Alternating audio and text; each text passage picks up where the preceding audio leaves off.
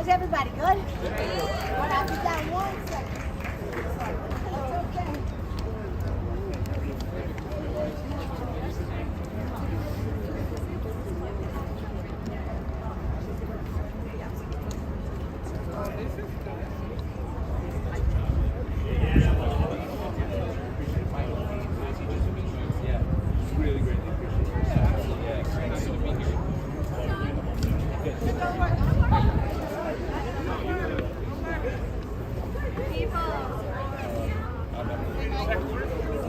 Oh, very cool. Excellent. Good stuff. Hey, good. How are you? Yes. How are you? Good to see you. Good. Treating you well? I saw you. Hi, David. Nice to see you.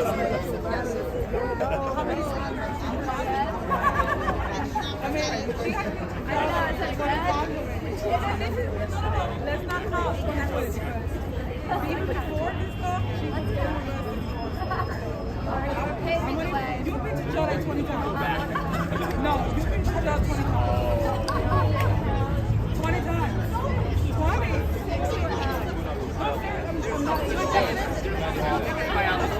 When I first started, we had a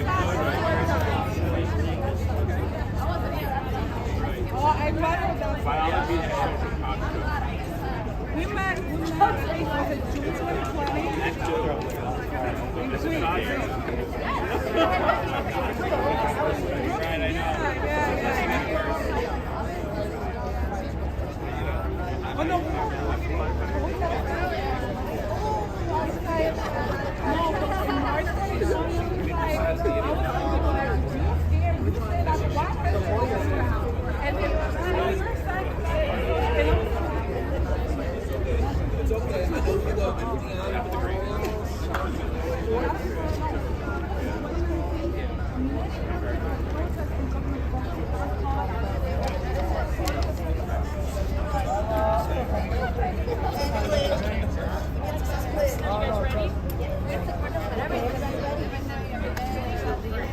with the green.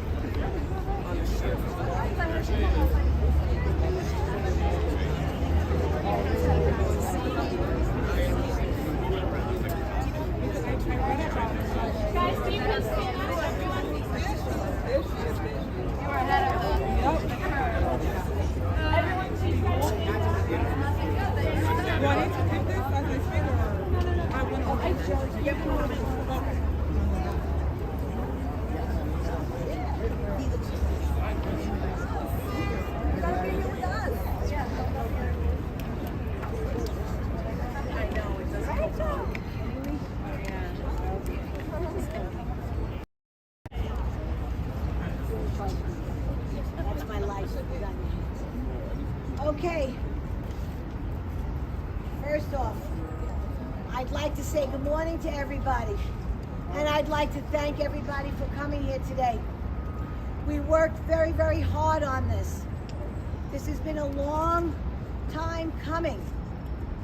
After a long struggle and a long road, we have now legislation that will unify behind and advocate for.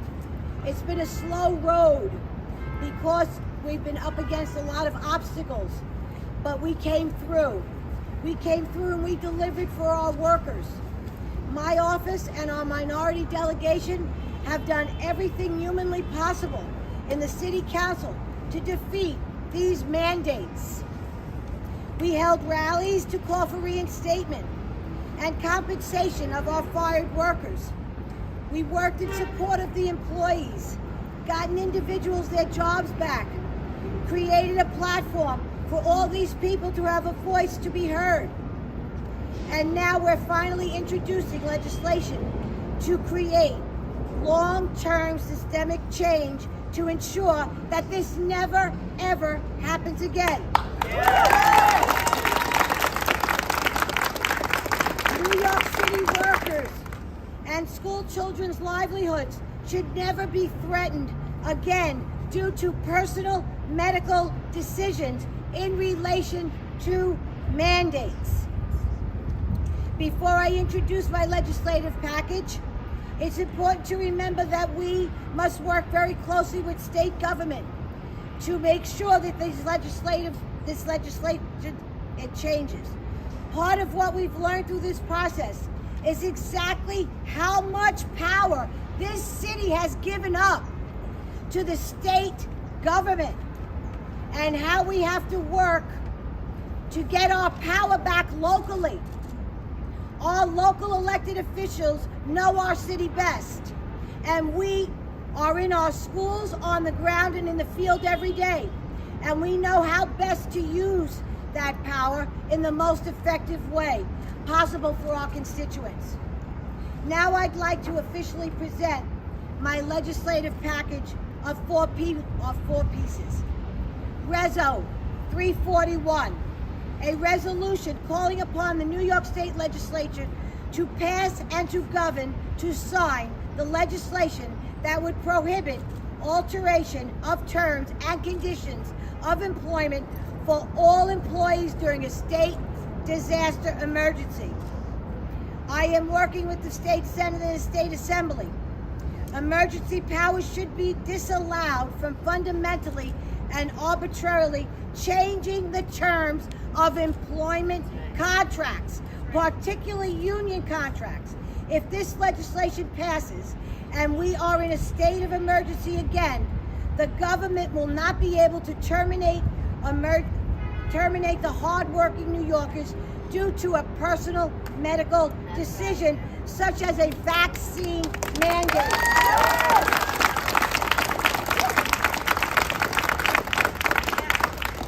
Reso 343, a resolution calling upon the New York State Legislature to pass the governor and the governor to sign, which is already up there in Albany, folks, S7545A9342, to make the extension of certain local emergency orders subject to the approval of the local governing body.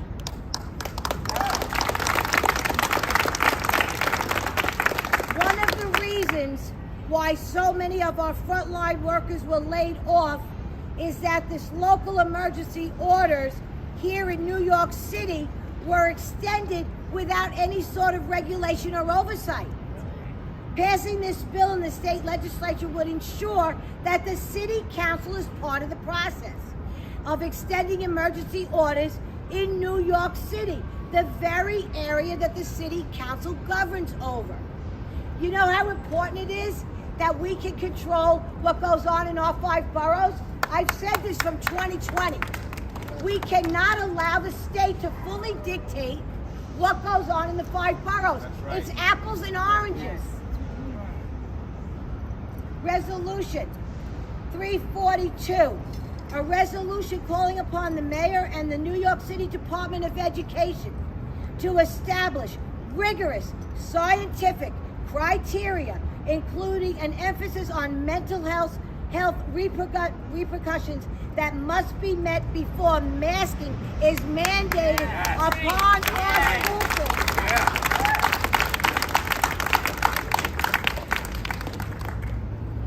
Local intro 772. This is a local law that would require the Department of Education to issue monthly reports on the implementation of mask mandates for the duration, such as mandates regarding criteria used to determine whether to implement or maintain the mask mandate. The reports will contain justification for such criteria and note whether mental health repercussions for students are on the list of criteria. If the list of criteria omits mental health factors, the report will be required to justify that omission. I am a member of the Mental Health Committee, and these 2 pieces of legislation are extremely important to me because mental health of our children has been completely ignored when it comes to implementing the mask mandates.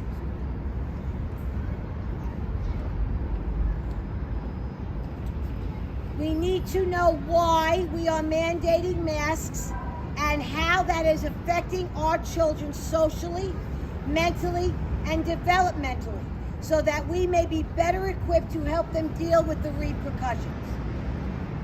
If this legislation passes and the government decides to ignore the mental health factors when it comes to mandating masks, they must show reasons why. And the reasons are quite clear. There were no real reasons for masking our children. We need science. This press conference today will be followed by the official introduction of my bills at the stated meeting, after which the voting process will begin. In the meantime, it is crucial that we initiate a grassroots momentum to get this legislation passed. These 4 pieces of legislation need the support of the City Council. Call your local council members, encourage them to co-sponsor and vote in favor of my legislation. Lastly, I would like to thank Mayor Adams for his cooperation and work on this issue. We are on the right track, but now it's time to finish what we started. We need to get all our workers reinstated and to ensure that this never, ever happens again.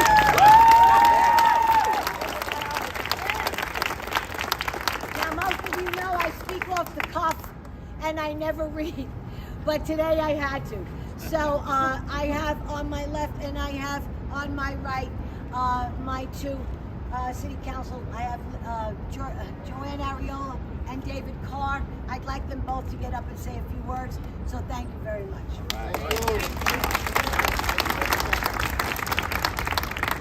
Good morning, everyone. I want to thank Councilmember Paladino for her leadership in introducing this very important legislative package. You know, the truth is, and I don't think we appreciate them enough in this day and age, our founding fathers were geniuses. They wrote a constitution of laws. They wrote a constitution that was based on the very simple premise of power counteracting power. Unfortunately, they didn't have a hand in writing our state constitution or our city charter. And the reality is that the situation that unfolded with the start of the pandemic in March of 2020 showed what will happen when you do not have power counteracting power. And that's one of the reasons why I'm so in support of the package that Councilmember Paladino is introducing today, because it requires oversight. It creates more checks and balances. That can only be a good thing. It's only a good thing when elected leaders are able to hold other elected leaders to account. And it has nothing to do with the current occupant of City Hall or even the last occupant of City Hall. It has to do with the future. It has to do with how we choose to govern ourselves. And the way that we choose to govern ourselves is that we have a legislative body that is a peer to the executive branch and can hold them to account. And when there are going to be executive declarations of emergency orders, there'd be a rigorous showing of why those declarations, why those emergencies are needed. And so there may be a time when emergencies are needed, but the public has a right to know, and legislators have a right to know why those decisions were made and why they're going to be maintained on an ongoing basis. Emergencies sometimes need to be declared, but they're not supposed to be perpetual emergencies. And that's what we've had to deal with over the last 2 years. And that's why these mandates long ago should have come to an end. And I'm hopeful that if this package were to be passed, we'd be able to make sure that what happened in this pandemic will never be repeated. Thank you so much.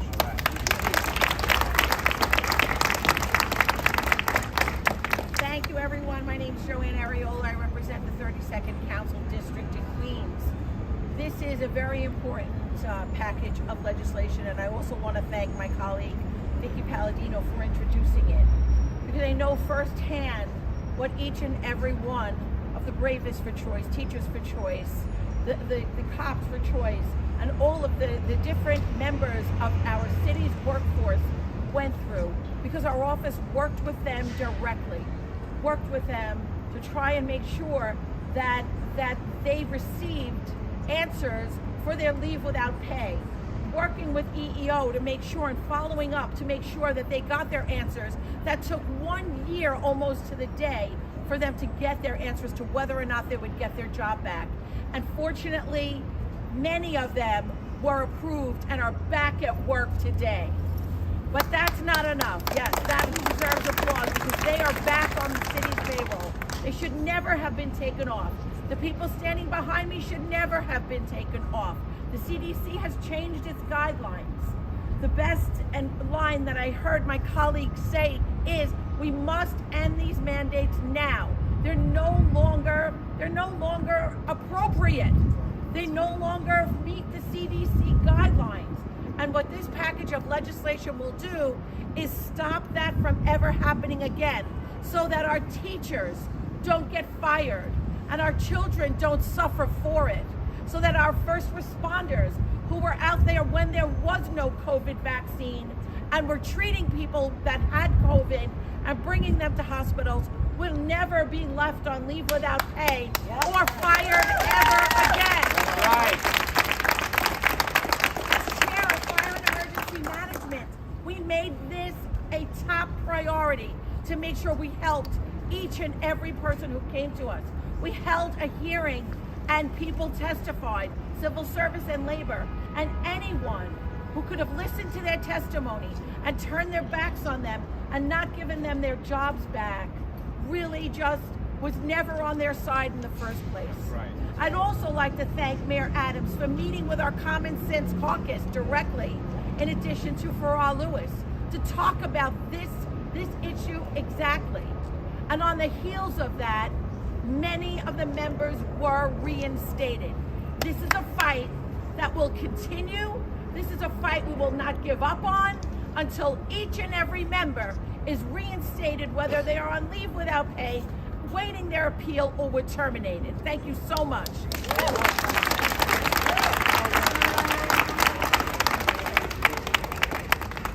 Okay, now I'd like to bring up Joe Rose. Yeah, Joe.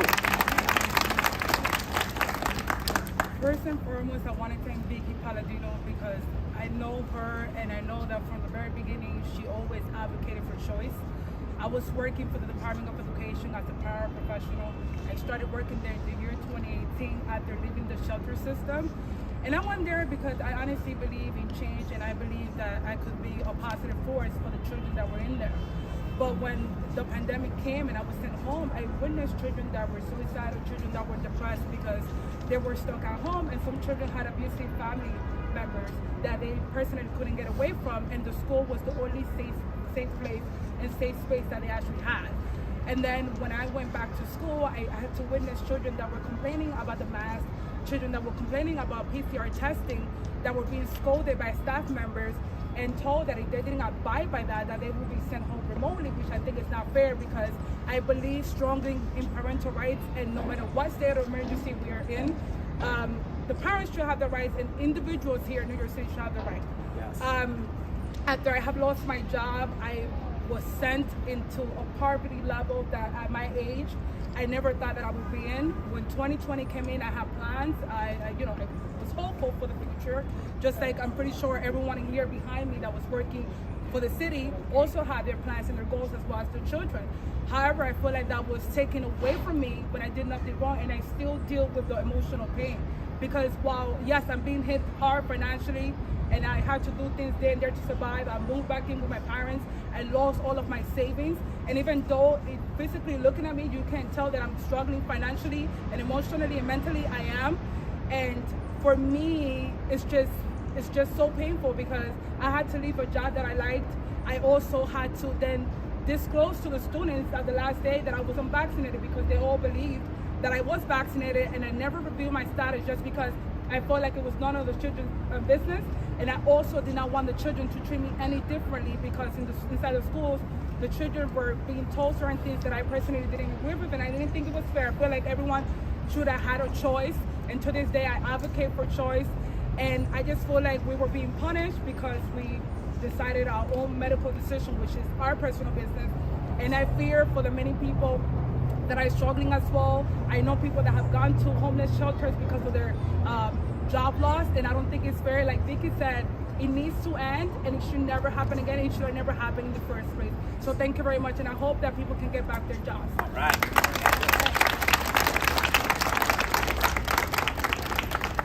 Now I'd like to introduce Michael Kane. He is the founder of Teachers for Choice. Thank you, everyone. First and foremost, I have to thank Vickie Paladino. She was here before it was trendy to be supportive of medical freedom. She campaigned on the issue. When she got elected in January, her office was in touch with me saying, what do we do? Thank you so much, Vickie. Thank you so much. My name is Michael Kane. I was a New York City special education teacher for over 14 years until I was fired for declining the COVID vaccination. Since I was taken out of my job, I have been suing. We've been suing for over a year now in a case called Kane versus de Blasio that's in the Second Circuit Court of Appeals. Might go to the Supreme Court. We shall see what happens, but we have the best legal team you could possibly have. Children's Health Defense, Nelson Madden Black, and now Alliance Defending Freedom. It is a dream team for defending liberty. That's right. I believe I was fired because my union did not protect me. I paid tens of thousands of dollars in union dues to the United Federation of Teachers. And the president of the UFT, Michael Mulgrew, has now said, well, if private employers don't have to force the vaccine, maybe these people, myself, should not be forced. I invited him to come to the steps today. I emailed him. Dozens of some of the people behind me emailed him. They sent me the emails. Where's the UFT? Where is Michael Mulgrew? Randy Weingarten came and spoke to me. Randy Weingarten came on my show. She's the president of the National Teachers Union. She debated and talked to me for 30 minutes. We disagree on a ton, but she was brave enough to do that. Michael Mulgrew, if you're saying we should have our jobs back, put your money where your mouth is. Send me an email. Come support these workers. The last thing I want to say is a message to two particular city leaders here. Councilwoman Carmen De La Rosa, as well as the Chancellor, David Banks. Now, I've met Councilwoman De La Rosa before. A lot of people don't know this, but I'm an immigrants' rights activist. In my school, I set up a Dreamers Alliance program that helped immigrant students, undocumented students. We set up safe spaces for them to talk when they felt no one was there. To support them, we politically engaged them in the city. We brought them up to Albany to lobby for the DREAM Act. My club is gone. You know why it's gone? Because there isn't another Michael Kane there to pick up the torch and to do it. Councilwoman De La Rosa supports immigrants' rights. She supports Dreamers Alliances. She gave a presentation at a CUNY Dreamers conference with one of my students. Councilwoman De La Rosa, I'm calling on you. You need to bring back these workers who have passion, who have leadership, who take care of the children in their school. And I have one last story. Mo Oliver, one of the founders of Educators for Freedom, we said, yes. He's a Brooklyn educator. He was in New York City DOE for 23 years, born in Brooklyn, raised in Brooklyn. He was running a program to help at-risk boys in Brooklyn that was out of the Eagle Academy. Do you know who founded the all-boys Eagle Academy? Chancellor David Banks. Now that Mo isn't there, the program is basically defunct. And in a private conversation last week, Mo told me one of the kids slated to be in that program, he found out, has been charged with a violent offense. Wow. Mayor Adams, bring us back to work. We are passionate, dedicated educators. We are better in our jobs than out of them. Vickie, thank you so much. Thank you, everybody.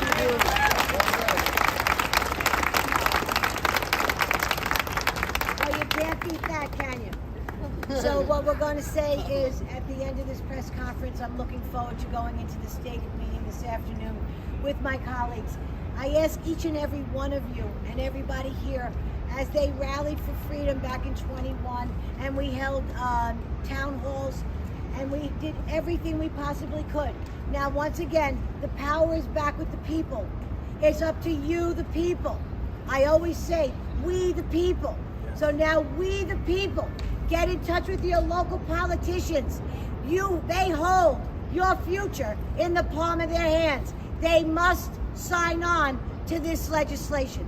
If you want to see change, real change in this city, and given the choice that needs to be given, and contracts to mean what they say on paper, please rally the troops. We the people, get up, get out, and get your local politicians, please. Every city council, woman or man, their phone should be ringing off the hook starting this afternoon, and do not stop. Yes. Thank you very much. Have a great day, everybody. I can't tell you how much I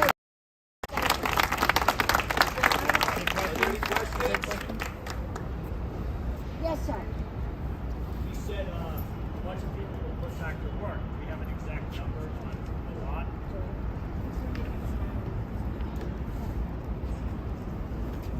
I know the initial grouping was 14 and there have been some after that, so we keep working. Thank you. Question? At the hearing, Councilwoman Vernikoff asked about numbers of city employees who were terminated, put on leave without pay, who applied for exemptions and were denied. Have any of you received those numbers from DCAS or from the city? Not in recent, no, not recently. Next, anybody? That's it? Okay, everybody, have a great day. Thank you, Vickie. Thank you. Great job, Vickie.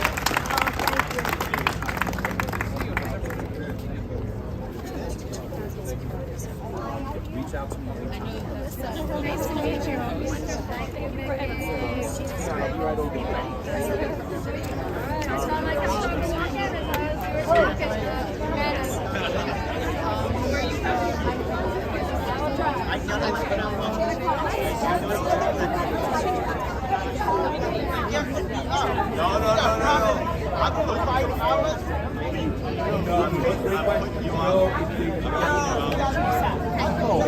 I can see you're moving.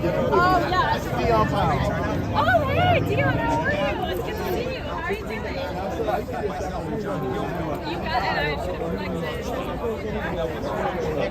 it. We'll talk, okay?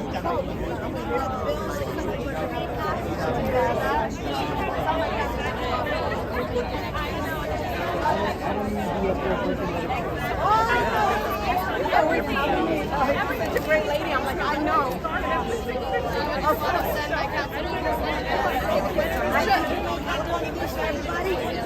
I saw her walk in. I was really happy. Thank you so much.